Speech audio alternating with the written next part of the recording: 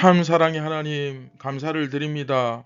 2023년 또 새해를 시작하게 하시고 저희의 마음과 생각을 또 새롭게 함으로써 더욱더 하나님 기뻐하시는 일을 우리가 집중하며 하나님께 영광 돌릴 수 있는 또 새로운 한 해를 허락하여 주신 하나님께 감사를 드립니다. 늘 한결같이 변함없이 성실하신 그 예수님의 본을 받아 저희도 성실하게 하루하루 콘턴 립을 꿈꾸며 성장해가고 자라가는 우리 모두가 다 되게 하여 주옵소서. 오늘 이 시간 생명의 빵을 먹습니다. 성령께서 저희들에게 지혜를 주시고 또 이것을 깨닫는 진리를 깨닫는 은혜를 허락하여 주셔서 더욱더 예수님께로 가까이 나아가도록 인도하여 주시옵소서. 예수님의 이름으로 기도드립니다. 아멘. 안녕하십니까 선한 제자교회 성도 여러분. 네, 2023년 1월 2일 월요일 아침이 밝아오고 있습니다. 어제 우리 함께 인사를 못했기 때문에 오늘 새해 인사를 나누겠습니다. 새해 예수님의 복을 많이 받으시기 바랍니다. 네, 오늘은 51번째 이야기, 부활에 이르는 믿음.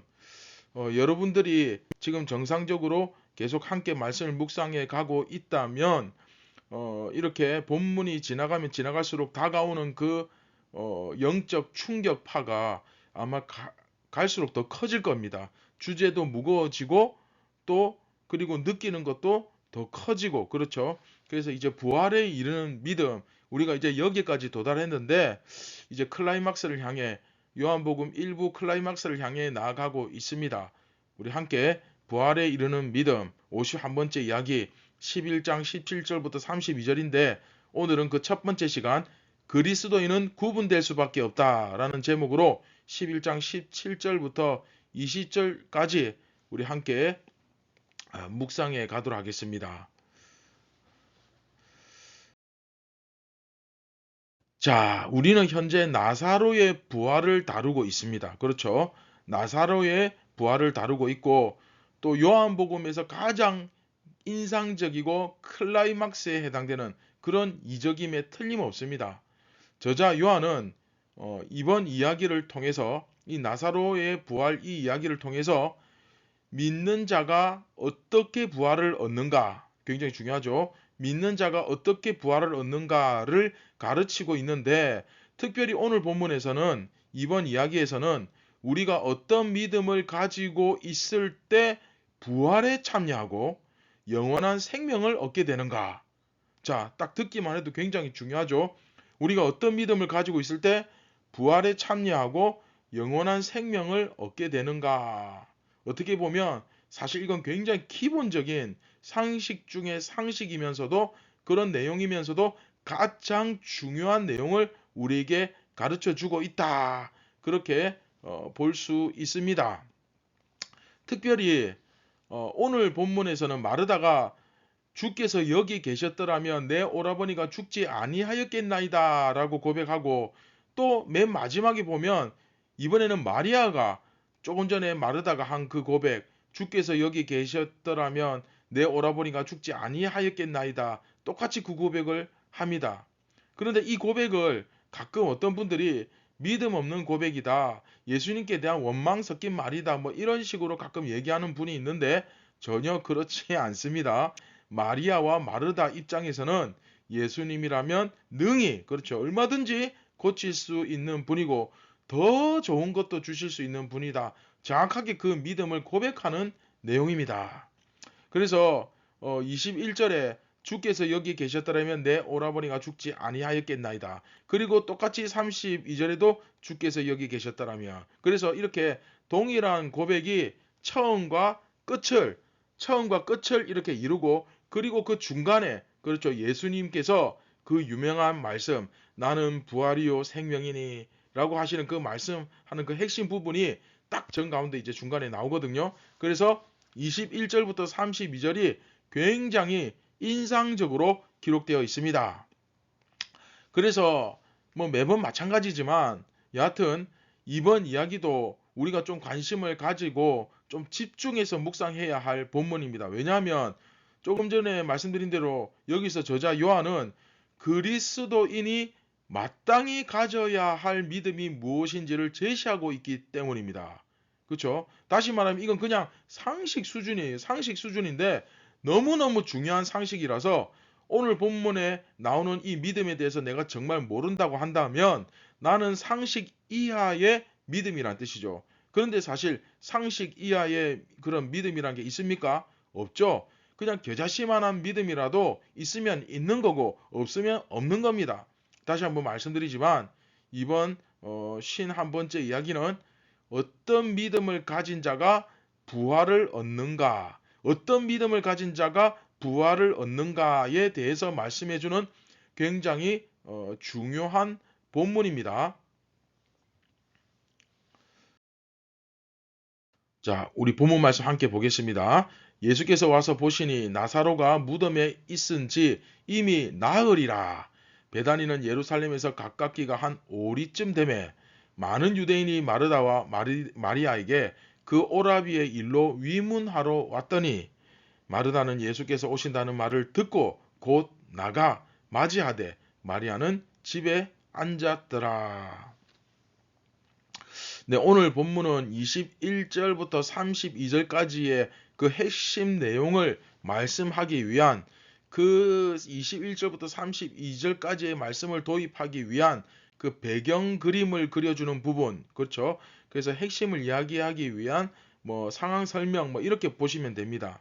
우선 예수님께서 베다니에 도착하셨을 때 당시에 상황 설명을 해주고 있습니다.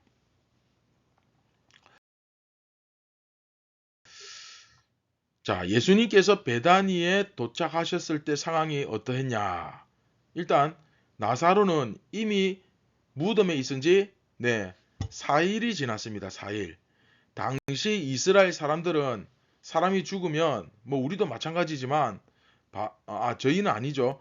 바로 그 당일에 그렇죠. 이스라엘 사람들은 사람이 죽으면 당일에 바로 장사를 지냈다고 합니다.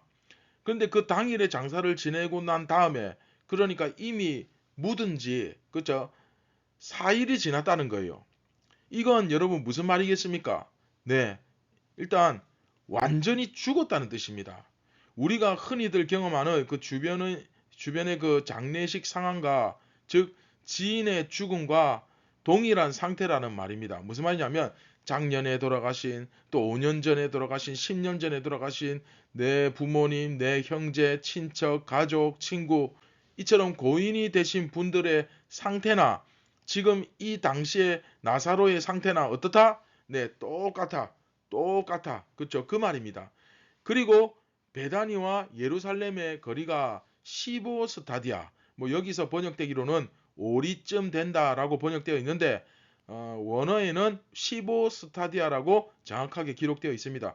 1스타디온이 대략 한 190에서 200m 정도. 그러면 15스타디아면 계산해 보면 약 한 3km 정도 떨어져 있는 곳이죠. 근데 이 당시 유대인들이 안식일에 걸어갈 만한 거리를 얼마 정도로 잡았냐면 한 1km 정도로 잡았습니다. 그러니까 1km 정도 걷는 거는 일도 아니다라고 본 거죠. 그러면 3km 정도 걷는 것은 뭐 그렇게 크게 어려움이 없이 편하게 걸어올 수 있는 그 정도의 거리인 것은 맞죠. 뭐 우리도 옛날에 차나 교통이 없을 당시에는 그렇죠. 뭐 오리, 십리 뭐 충분히 걷기도 했죠. 그런데 뭐 여기서는 3km 정도 거리였다. 다시 말하면 예루살렘의 유대인들이 편안하게 올 수 있는 충분한 거리였다 하는 겁니다. 왜 제가 이런 설명을 드리냐면 오늘 본문을 보시면 나사로, 마르다, 마리아가 예수님을 믿는 사람들이었음에도 불구하고 나사로가 죽었을 때에 예수님을 대적했던 그 자들이 그 유대인들이 조문을 오는 모습이 나옵니다.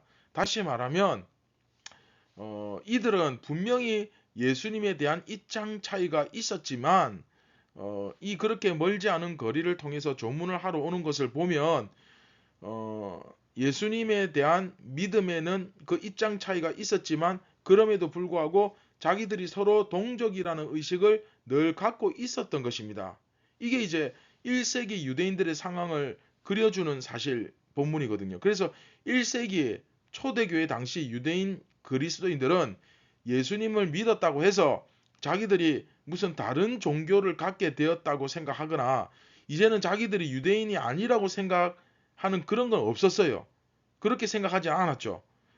전에도 제가 이 부분은 설명드렸기 때문에 넘어가도록 하겠습니다. 어쨌든 결과적으로는 그 당시 나사로, 마르다, 마리아는 예수님을 믿었지만 그럼에도 불구하고 유대인들 사이에 섞여 있었다는 사실을 보여줍니다.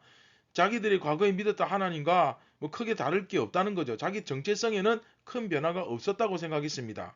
이건 당시 유대인 그리스도인들이 나머지 유대인들과 자기들이 뭔가 다른 존재라고 생각하지는 않았다는 현실을 그대로 보여주는 거죠. 다시 말하면 쉽게 얘기하면 그런 거죠. 예수님을 내가 믿기는 하지만 나는 원래부터 태어날 때부터 유대인이었고 구약 성경에 있는 그 하나님을 나는 그대로 믿기 때문에 내가 무슨 다른 새로운 종교를 특별히 갖게 되었다라고 생각하지는 않는 거예요. 즉 그들은 예수님을 믿었지만 여전히 뭡니까? 유대인인 것입니다. 그리스도인이 아니라 유대인인 거예요. 그런데 요한이 이 요한복음을 기록할 때쯤 되면 이제 서서히 유대인과 그리스도인들이 서서히 이제 이게 자연스럽게 나뉘기 시작하는 시점이 되거든요. 요한복음을 기록할 당시에는 같다고 생각했는데 다른 거예요. 완전히 다르죠. 그죠? 다른 정도가 아니라 본질상 극과 극입니다. 결국은 그 유대인들 사이에서 그리스도인들이 나오는 이렇게 이제 서서히 구분이 되어지는 그 모습을 이번 이야기에서 보여주는 겁니다. 복선이죠, 복선. 네, 정체성이 확실해질수록 섞여 있을 수 없는 거죠. 예.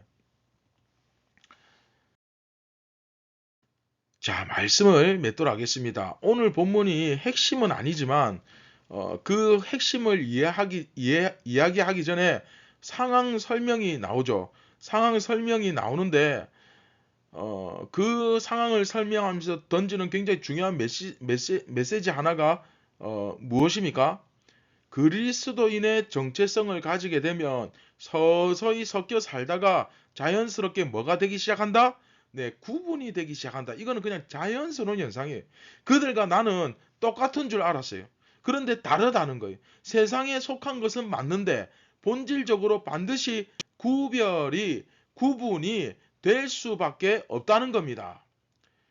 우리 아이들 그 구원의 학심반에서도 예전에 제가 이 부분에 대해서 굉장히 자세히 강력하게 설교했지만 예수님을 믿는다는 것이 단순히 교회에만 왔다 갔다 하는 그게 믿음 아니라고 말씀드렸죠.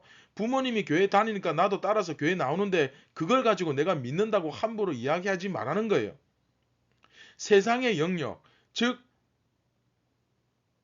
공중의 권세 잡은 마귀의 영역에서 예수 그리스도의 영역으로 주님의 통치를 받는 영역으로 완전히 옮기는 것, 그렇죠? 완전히 새롭게 옮기는 것입니다. 이게 믿음이에요. 나는 그리스도인이기 때문에 예수님의 다스림을 받는다는 거예요. 그 누구의 다스림도 아니라 로마의 황제도 나의 주인이 아니다. 오직 예수 그리스도만이 나의 진정한 주인이시다. 할렐루야. 그런데 이게 어떻게 같을 수가 있습니까? 당신들은 당신들의 뜻과 소신대로 살아가십시오. 당신들은 당신의 뜻과 소신대로 살아가는 사람이지만 우리는 우리의 뜻과 소신이 아니라 예수 그리스도의 소신대로, 예수 그리스도의 가르침대로, 예수 그리스도의 모범대로 살아가기를 목숨 걸고 작정한 사람들이기 때문에 본질상 서로 다르다는 겁니다. 그리고 가장 큰 이유가 뭡니까? 네, 바로 하나님의 자녀가 되었기 때문이죠. 할렐루야. 네. 똑같이 세상에서 밥 먹고 똑같이 일하고 똑같이 공부하고 똑같이 먹고 똑같이 잠자고 똑같이 살아가는 것 같아 보이지만 본질상 완전히 네, 다르다는 겁니다. 사랑하는 선한 제자교회 성도 여러분, 새해가 밝았습니다. 새해가 밝았죠. 언젠가는 이 새해가 가리키는 진짜가 나타날 것입니다. 해마다 찾아오는 새해는 그림자입니다. 그런데 이 새해가 다시는 오지 않는 이 세상의 끝날이 올 거예요. 이 새해의 본질, 새로운 아침의 본질, 진짜는 바로 예수 그리스도의 재림입니다. 2023년을 새롭게 시작하면서 여러분이 어디의 영역에 지금 존재하는가를 다시 한번 반드시 확실히 하고 확인하고, 다른 일 다 제쳐두고서라도 내가 예수 그리스도 앞에 바로 서는 것을 지금 당장 가장 중요한 일로 꼽으시고, 그렇게 하기 위해서라도 우리의 삶의 진정한 스승, 참 목자 되시는 예수님의 말씀으로 연단과 훈련 받기를 주저하지 않는 의롭고 겸손한 새해가 되기를 주님의 이름으로 축원드립니다. 이것이 바로 진짜 복이에요. 진짜 복입니다. 정말 얼마 남지 않았습니다. 급한 분은 오늘 밤이라도 당장 떠나야 될 수도 있습니다. 그렇다면 뭐가 지금 제일 중요합니까? 준비하셔야죠. 그렇죠? 준비하셔야 됩니다. 그때 가서 늦습니다. 후회해도 안 됩니다. 돌이킬 수 없습니다. 두 번 다시 기회 없습니다. 지금 내 인생의 가장 급한 문제는 내가 어디의 영역에 속해 있는가를 점검하고 확신하며 끝까지 그 믿음을 지키는 것입니다. 그렇게 해도 충분히 늦지 않습니다. 하루하루 성실하게 점검하고 돌이키며 깨어있기를 주님의 이름으로 축원드립니다. 네, 다 같이 말씀을 기억하시면서 우리 함께 기도하겠습니다. 참 고마우신 하나님 아버지, 저희에게 또 이렇게 2023년 새해를 허락하신 주님께 감사드립니다. 새해가 시작되면서 예수님께서 완성될 새로운 하나님의 나라, 앞으로 임하게 될 그 하나님의 완성된 나라를 우리가 바라보며 준비하는 한 해가 되게 하시고, 더욱더 예수님께로 가까이 나아가기 위하여 끝까지 이 믿음을 지키기 위하여 결단하는 새 아침이 되게 하여 주시옵소서. 우리가 예수님을 믿으면 믿을수록 세상 가운데서 구분될 수밖에 없다는 이 자연스러운 섭리와 또 구원에 이르는 믿음을 우리가 깊이 생각하게 하여 주시고, 머리에서 머무는 신앙이 아니라 우리 삶으로 향내가 나는, 삶으로 증거되는 그런 살아있는 신앙이 되게 하여 주시옵소서. 오늘도 성령께서 저희들을 인도하여 주시고 또 강건케 하시며, 무엇보다 예수님께서 저희들을 지켜주실 것을 굳게 믿으며 감사드리며 예수님의 이름으로 기도드립니다. 아멘. 오늘 하루도 단 한순간도 예수님에 대한 여러분들의 의지와 의식과 자세를 놓치지 않고 오늘도 그리스도의 제자로 살아가시기를 바랍니다. 오늘도 승리하시기 바랍니다. 감사합니다.